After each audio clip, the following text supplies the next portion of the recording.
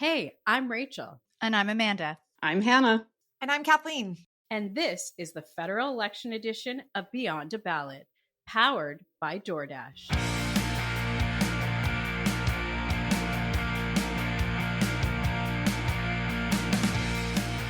Hello, I'm Hannah Thibodeau. It is Monday, April 21st. You know why I'm excited about today? Because we have kicked off the final week of campaigning.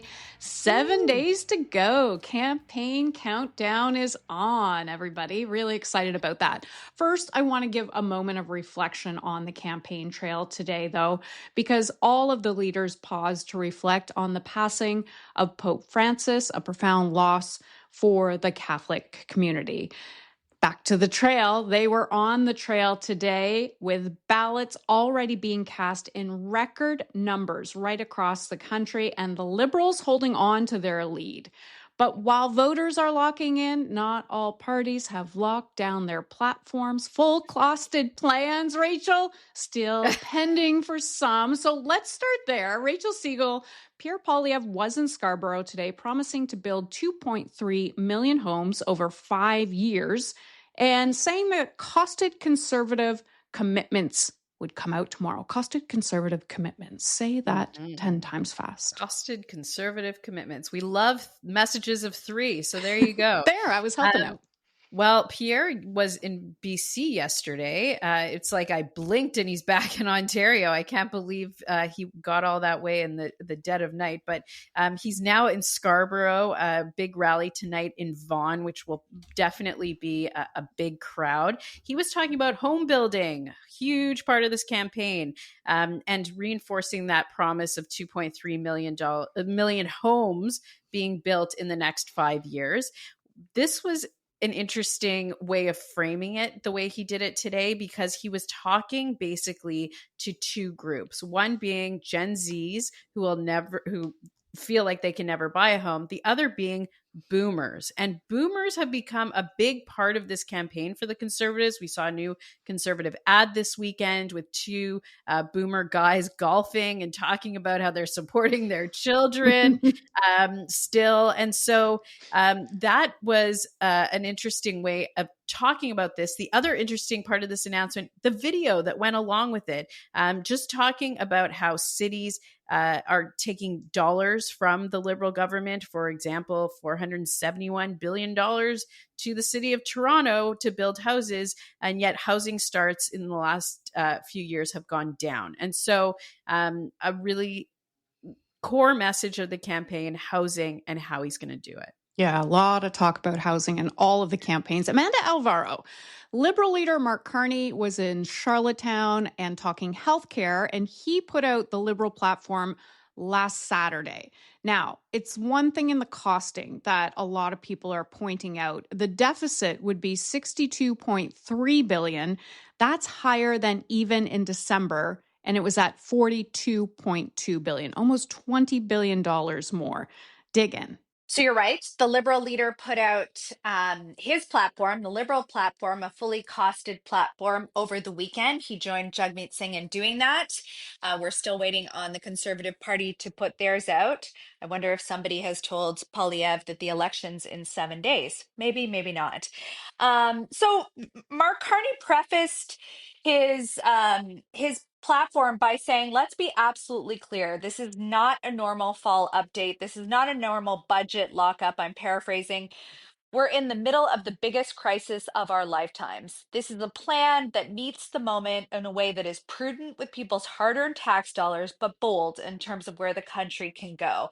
So I'll break down a couple of things. We could do an entire show on each of the election platforms, and maybe we should, but I'll break down some of the things that were in this one. So one of the largest spending components in the platform was the previously announced 1 percentage point reduction in the lowest marginal tax rate, taking it from 15 to 14%. That's a 6.6% cut to the amount of tax paid in that bracket. And that comes at a cost to the Treasury of about $22 billion over the next 4 years. What are some other expenditures that upped the price tag? Things like really increasing that existing defense spending. by 18 billion, and that was in order to meet the 2% NATO spending target. So, of course, when he talked about some of these measures, he really talked about the growing threat, the threat to Canada, how we have to be equipped to detect and defend our sovereignty. And that's why we saw the increase in that defense spending. That was totally predictable part of the platform. There were some other components. He had talked about home building, creating that standalone agency, and creating so many more new homes annually. That came as part of the costed platform. And then finally, 'cause I know we don't have too much time, the way that he framed it was kind of a four plank budget. There was the Unite component, and that was including things like supporting and shoring up the arts and rural transit and Indigenous loan guarantees, and the CBC, our favorite broadcaster, as well as projects like high speed rail and digital and health infrastructure. Then the second plank was secure, and that was looking at new defense spending, which I just talked about, more RCMP. There was protect, and this was looking at things like healthcare initiatives, helping to create more medical school residency programs, youth mental health programs, and then build. That was the final plank. And of course, I'm leaving a whole bunch out. So I really encourage everybody to go in and read it themselves. But build was really around that housing and accelerated investment incentives. There was a lot in here. This was a very thoughtful platform that was well costed and I think really well received. And NDP leader Jagmeet Singh was on the West Coast in Nanaimo, making his final week pitch to voters in Battleground, BC, an important place for them. Kathleen Monk, Mr. Singh also put out his platform on Saturday. It was a big spending one, tens of billions of dollars in new spending. Tell us what it was all about. Yeah, well, just to start with today, and I get back through the weekend, today is the last day of advanced voting across Canada, and Jagmeet's in Victoria, obviously trying to pull that vote. There was a great event last night in Victoria where he was serving up ice cream with Laurel Collins. Today, he's out in the north part of the island with our candidate out there, Alistair, and pulling the vote up there and actually making the case throughout British Columbia that when you want to fight conservatives, you vote NDP. So that's been his main message. But you're right, Hannah, he did drop his platform on the weekend on Saturday, and it was really easy to digest. And mainly it focused on a few things. These are housing for families, not for corporate landlords, healthcare that's protected, affordable groceries, and looking at a fair tax system for all. And I just want to pull on that last point, a fair tax system for all, because obviously the two other parties have made it really clear that they're not going to give lower income folks a break, that they're actually going to kind of curry favor or provide some favoritism to those on the higher income brackets. And really New Democrats and particularly Jagmeet Singh, really want to address the tax system, so the reversal of the capital gains, the refusal of both the Conservatives and Liberals to actually tax higher wealth individuals or corporations that have been gouging us really stands out, and it stands out on a day like today. And I want to point out this specifically on Monday, April 21st, when we've learned of the Pope's passing. And while all of us may not follow his faith, I am a Catholic, but I know many of my friends are not. I'm sure many of our listeners are not. But the one thing about Pope Francis, which was unique, is he did really fight for social justice. He wanted an economy that was just and that worked for everyone. And I really think the New Democrats are going to lean into that message today, lean into how we could have an economy that works for everyone, that's fair, that uplifts the poor and makes our whole community a bit richer. So with that, I'll end on that Pollyanna-esque note. Really was, Kathleen. Okay, I want to the Pope. Yeah, I want to say this one more time, just because I love the term. Debate ditties are over. Campaign callouts are back. Right. So Rachel, let's start with you. Well, I have two today now that Kathleen said that. One is to the NDP, because here in British Columbia, like she talked about, you now see a second sign on every campaign sign that the NDP has up that says BC votes NDP to stop the Conservatives. So no longer are the NDP putting out the idea that they are the best people to lead this country. No longer are they saying that their candidates are the best people to run in your riding. They are simply saying, if you want to stop the Conservatives, we're your choice. And I think that is such a ridiculous message when you are so down in the polls. The final plea and the fact that they're actually going out and sticking signs on top of signs for election day. So that's my first one. But that's my super second common. one. Yeah, that's super common. I mean, it happens everywhere. Like conservatives Strategically have That message, strategically, sure. Yeah. But I think I don't think that's the right message. My other shout out goes to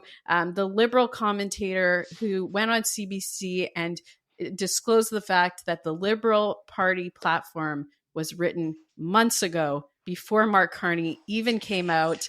And you can see the other women beside her kind of making this like awkward face, like, oh. So good for her for telling the truth to all of us. Shout out to her.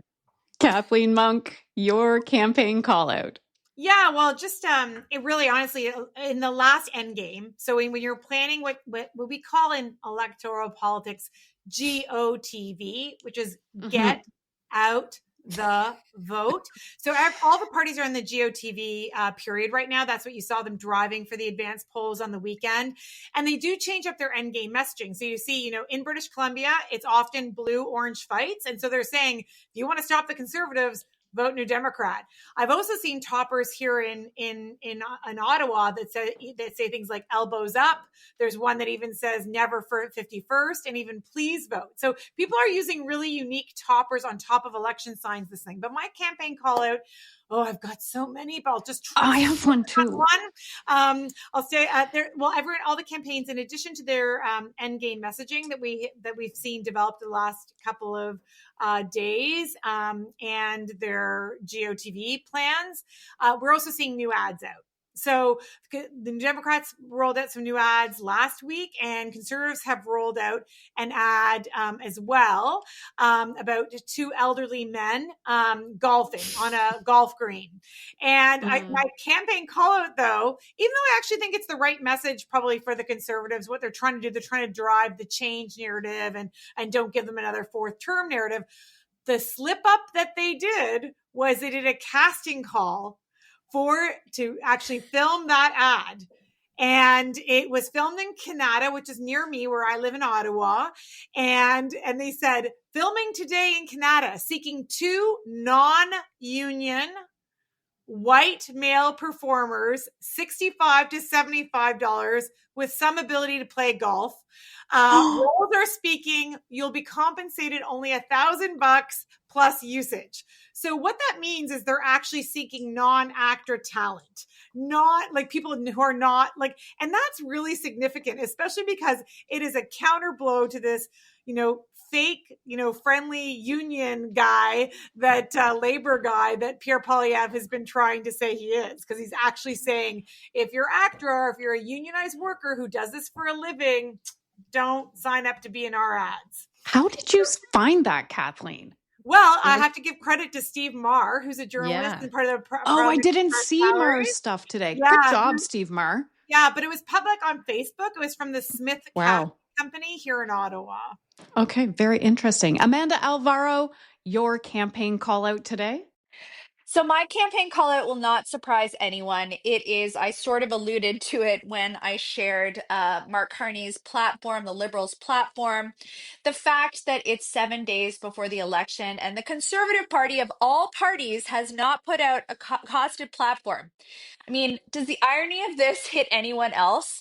The people who ranted and raved about spending have 7 days left to share with Canadians what it is that they're proposing to cut, and they still haven't done it. And I think, frankly, I think it's a shame that it took the Liberals and the NDP this long to put out a costed platform. I think it's a real shame that the Conservatives haven't done it as well, because I think on an election that is so critical and there's so much at stake, it is incumbent upon these parties to give people the platforms they need to make educated decisions. Advanced polling happened this weekend. Millions of people went to the polls, and they went there without having all of the information, making an informed decision with all of the information they need.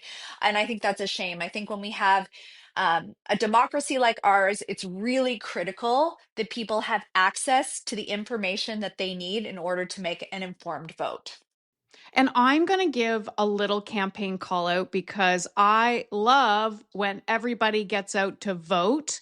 And on Friday, 2 million electors voted. And that is the highest first day of advanced polls in history. I'm just trying to find the exact number on there. Oh, and I lost it. Here it is, up 36% from the first day of advanced polling in the last election in 2021. Wow. Get out there, cast your ballot. It is so important. I did mine today. I love advanced polling. It just helps. So yay, Canadians, for getting out and casting your ballot. Now, this is our last lap, so buckle up. We will be here all week tracking the final push to the finish line. Don't forget to tune in. Thanks for listening. Thank you for listening. New episodes come out daily, and you can find Beyond a Ballot on Instagram and wherever you find your podcasts. A huge thank you to our title sponsor, DoorDash, and sponsors Equal Voice, Page, and Canada Powered by Women for making this election special possible. Speak to you tomorrow.